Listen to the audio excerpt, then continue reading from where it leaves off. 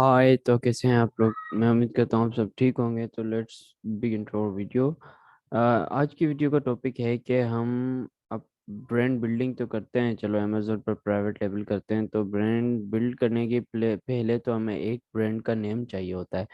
तो ब्रांड का नेम कैसे रजिस्टर करवाना है उसको हम कहते हैं ट्रेडमार्क रजिस्ट्रेशन। तो उसकी स्टेप्स क्या हैं, आज के वीडियो में हम उसको स्टेप बाय स्टेप डिस्कस करेंगे। तो सबसे पहले ये होता है कि अगर हमारे पास हमारा कोई अपना नाम है ब्रांड के लिए तो वेल, अगर नहीं है तो हम फर्स्ट स्टेप में जो है वो एक ब्रांड आइडिया ले सकते हैं। ब्रांड आइडिया हम कहाँ से ले सकते हैं? brandlines.com, ब्रांड रोड, businessways.com, नेमलिक्स, इधर से हम बहुत सारी आइडियाज ले सकते हैं अपने ब्रांड के लिए।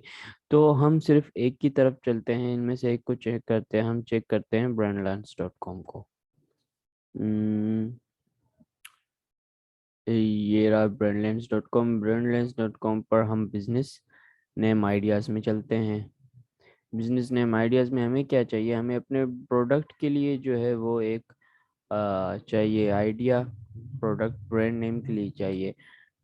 तो इसमें बहुत सारी जो है वो आपको सजेशंस देगा ये, जैसे कि देख लें आप, जोस बाय, नोस्टी, लॉस बाय, डेनरी.com, फोनिकी, होमोफाई, बायोटी, डोस्टी, बहुत सारे जो हैं वो नेम्स आपको सजेस्ट करता है। तो आप इनमें से कोई भी अगर आपको सुटेबल लगे तो आप पिक कर लें। उसको पिक करने के बाद जो है वो आप चाहें तो, जैसे कि ये जोस बाय है, इसमें आप जोस की जगह पे डोज बाय करते हैं, लॉस बाय कर दें, कुछ भी कर दें। अब अल्फ़ाबेट चेंज कर लिए तो सिर्फ और सिर्फ आपको एक आइडिया देने के लिए है ना। तो आप ये फर्स्ट स्टेप है आपका कि आप अपना एक ब्रांड नेम के लिए आइडियाज़ कहाँ से ले सकते हैं। वेल, उसके बाद आता है हमारे पास कि अब लेट सपोज हमने कोई ब्रांड का नेम तो चूज़ कर लिया। अब उसकी अवेलेबिलिटी चेक करें कि कहीं इस नेम से कोई और ब्रांड तो नहीं है कहीं पे। तो उसके लिए दो वेबसाइट्स हैं हमारे पास। अगर हम यूएस के मार्केट के लिए अपना ब्रांड नेम चेक कर रहे हैं तो trademarkia.com है, और अगर हम यूके के लिए चेक करना चाहते हैं तो वो हमारे पास ये हमारा वेबसाइट है, इसके ज़रिए चेक करते हैं। तो फर्स्ट हम चलते हैं यूएस के लिए हम कैसे चेक कर सकते हैं। तो यूएस के लिए हम कर ये सकते हैं कि हम यूएस के लिए ट्रेड मार्किया डॉट कॉम पर चलते हैं। ट्रेड मार्किया डॉट कॉम पर लेट सपोज हमने कौन सा चेक किया था? हमने किया था हमारे लिए लॉस बाय। अब लॉस बाय को चेक करते हैं हम अवेलेबल है कि नहीं है यूएस के अंदर। तो लॉस बाय यूएस के अंदर अगर अवेलेबल हुआ तो ये हमें शो कर देगा, अगर नहीं हुआ तो ये हमें वो भी बता देगा। इसको तो बंद करें।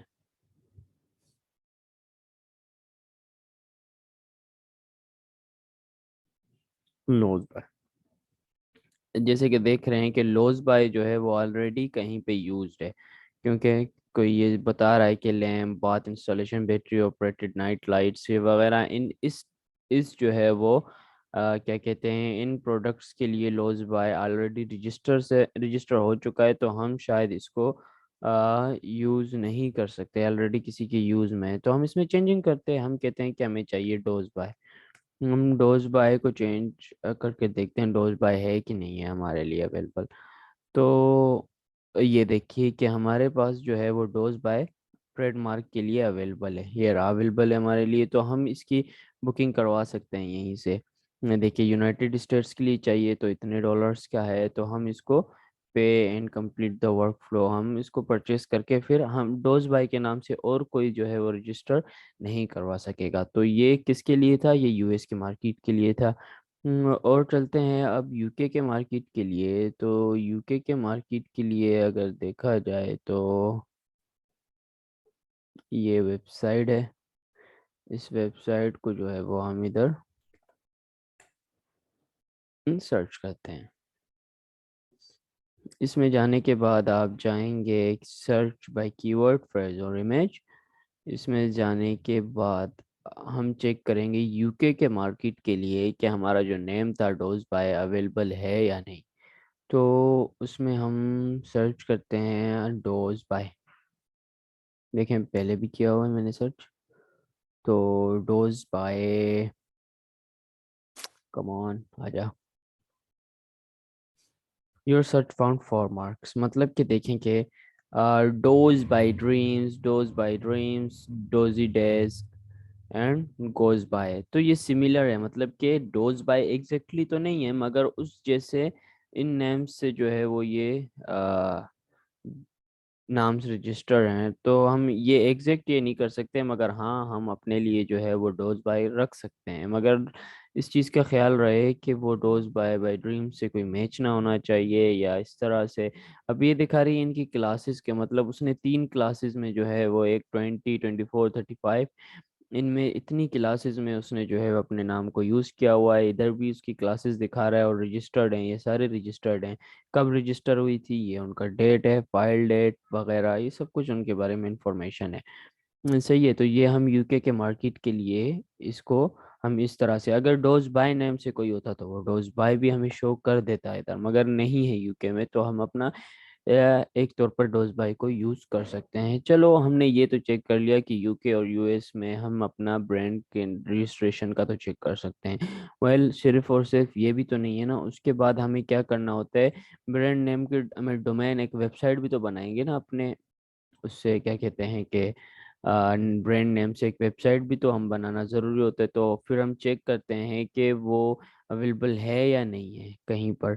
तो हम गोडेडी के ज़रिए भी चेक कर सकते हैं, और बहुत सारे वेबसाइट्स भी हैं जहाँ से आप चेक कर सकते हैं कि अवेलेबल है, जैसे कि dozbuy.com.uk या .us, इस तरह आप चेंज करके, या डॉट कुछ भी आप इस तरह से .com के बाद या .co, तो आप चेक कर सकते हैं कि अवेलेबल है या नहीं है। मगर फिर उसके बाद डोमेन नेम चेक करने के बाद आप जो है सोशल मीडिया प्लेटफॉर्म्स पर चेक करें कि सोशल मीडिया प्लेटफॉर्म्स पर तो कहीं डोज बाई के नेम से कोई अकाउंट वगैरह बना हुआ तो नहीं है ऑलरेडी। अगर हम उसको बना लें जैसे कि यूट्यूब पर या कहीं और, तो कॉपी पेस्ट या कॉपीराइट के इश्यूज ना आ जाएं।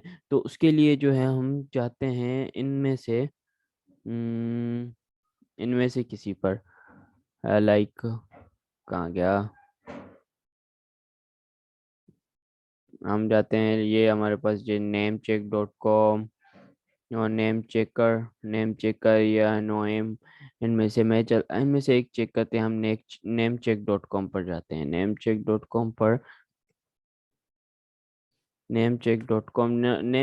कॉम का एक ये भी बेनिफिट है कि वो हमें डोमेन नेम भी अवेलेबिलिटी बता देता है उसके साथ। मैं सर्च करता हूँ डोज बाय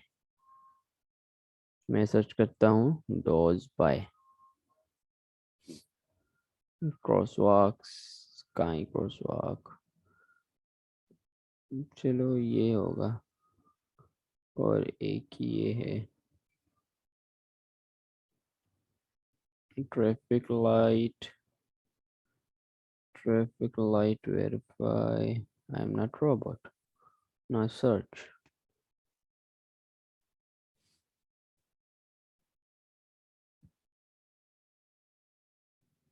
देखें ये तो पहले आपको डोमेन्स के बारे में बता रहा है कि डोमेन्स अवेलेबल हैं या नहीं है, किस नाम से डोमेन्स हैं या नहीं है। देखें dozby.com के नाम से रजिस्टर्ड है, लेकिन dozby.co.net या .me या .info या इन चीज़ों से जो है वो अभी तक ये अवेलेबल, तो इस तरह आप चेक कर सकते हैं। उसके बाद यूज़र नेम्स देखें, फेसबुक पर वो ऑलरेडी हो चुका है, YouTube, Twitter, blogger, Twitch, TikTok, Pinterest, WordPress, GitHub, Reddit, slack and product Hunt. देखें ये जो रेड रेड हैं इनका मतलब ये है कि इधर अवेलेबल नहीं है, मतलब ये ऑलरेडी इन प्लेटफॉर्म्स पर यूज़ हो चुका है, लेकिन बाकी प्लेटफॉर्म्स पर ये अभी तक यूज़ नहीं हुआ। जो ग्रीन है मतलब उधर आप डोज़बा यूज़ कर सकते हैं, मगर जो ग्रीन नहीं है तो इसका मतलब ये उधर यूज़ हो चुका है। तो इस तरह से आप सोशल मीडिया प्लेटफॉर्म्स पर भी वो चेक कर सकते हैं। और इधर जो है जैसे कि अगर मैं dozbuy.com.uk लिख दूँ तो देखें कि क्या रिजल्ट्स देता है ये मुझे। देखें dozbuy.com.uk, ये सारी अवेलेबल है, मतलब कि ये सब कुछ अवेलेबल है, मगर ये कुछ जो रजिस्टर्ड हैं वो हो चुके हैं, बाकी अवेलेबल हैं। तो आप इस तरीके से बहुत सारी चीज़ें जो है वो आइडियाज़ ले सकते हैं और चेक कर सकते हैं उनको। तो ये सारा था ट्रेडमार्क को मैन्युअली कैसे रजिस्टर करवाना है वगैरह। लेकिन एक सजेशन ये है कि आप एक लॉयर को ट्रेडमार्क रजिस्ट्रेशन के लिए हायर करें, जो कि A to Z आपकी ट्रेडमार्क रजिस्ट्रेशन कराएगा। क्योंकि स्टेप्स तो ऐसे इजी हैं, मगर स्टेप्स इजी तो हैं, लेकिन बाज़ औक़ात जो है वो कोई रिजेक्शन आ जाता है, कोई इशू आ जाता है, या कोई उनकी ऐसी डिमांड आ जाती है जो हमें पूरा करना होता है।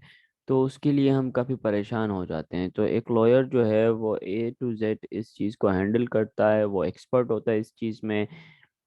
तो मैं तो यही सजेस्ट करूँगा कि आप एक लॉयर ट्रेडमार्क रजिस्ट्रेशन के लिए हायर कर लें। वो A to Z आपके हेडेक को हैंडल कर लेगा और ट्रेडमार्क रजिस्ट्रेशन करवा कर आपको दे देगा। तो आज की वीडियो में हमने सिर्फ और सिर्फ ट्रेडमार्क रजिस्ट्रेशन के बारे में सीखा कि किस तरह से करवा सकते हैं, कैसे नाम आइडिया ले सकते हैं, किस तरीके से रजिस्ट्रेशन वगैरह एवरीथिंग हमें इस वीडियो में देखा। तो थैंक यू सो मच। फिर भी अगर कोई क्वेश्चन हो या कुछ भी अगर मैं बताना या एक्सप्लेन करना भूल गया हूँ तो you may ask in comments.